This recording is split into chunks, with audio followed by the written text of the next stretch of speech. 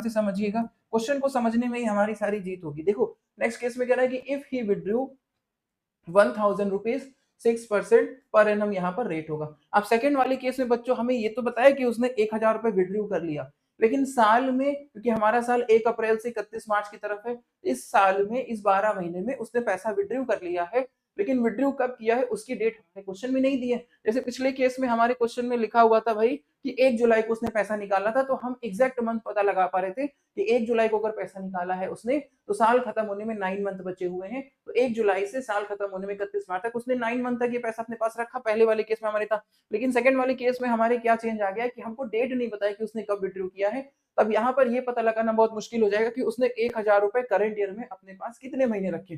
भाई अगर डेट बताता है कि 1 अप्रैल को पैसा उसने निकाला, तो साल खत्म में 12 महीने, तो 12 महीने तक उसके पास अपने पैसे रखे। अगर 1 मई को पैसा निकाला होता तो साल खत्म होने 11 महीने थे, तो 11 महीने पैसे रखा। 1 जून को निकालता अगर वो पैसे, तो 1 जून से साल खत्म होने में 10 महीने होते, तो 10 महीने उसने उस पैसे को अपने पास रखा। लेकिन जब हमारे क्वेश्चन में बच्चों डेट नहीं दी होती है कि पार्टनर्स ने किसी पैसे को विड्रॉ कर रखा है, लेकिन उसने कब विड्रॉ किया, तो हम एग्जैक्ट मंथ नहीं पता लगा पाएंगे कि साल में उसने कितने महीने उस पैसे को अपने पास रखा था। तब हमें ये मानना होता है कि हमें उससे 6 महीनों का इंटरेस्ट लेना होगा।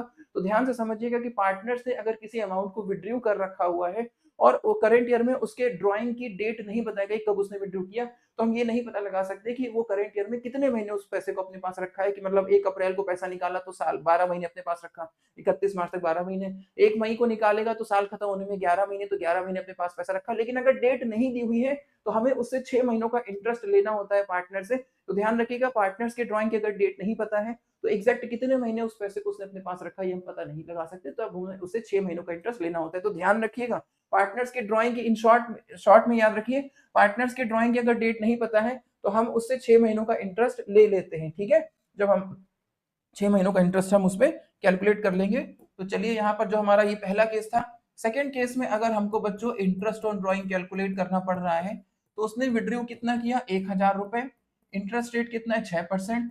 इस ड्राइंग की डेट नहीं पता है तो अब ये नहीं पता लगा पाएंगे उस पैसे को इसने करंट ईयर में कितने महीने रखा है। तब हम इससे 6 महीनों का इंटरेस्ट कैलकुलेट करेंगे, यानी 6/12। 9 मंथ का निकालना था तो 9/12, 6 मंथ का निकालना है तो 6/12 कर लेंगे। और इसी तरीके से हम इसको सॉल्व करेंगे। 6 की टेल में आ गया 2 बार में, 2 की टेल है 3 बार में, यहाँ पर हो जाएगा 30 रुपए। तो सेकंड वाले केस में इंटरेस्ट ऑन ड्राइंग हमारा जो आएगा कितना आएगा, 30 रुपीज आ जाएगा। जल्दी से हम लोग आज थर्ड केस में आते हैं। बच्चों देखो थर्ड केस में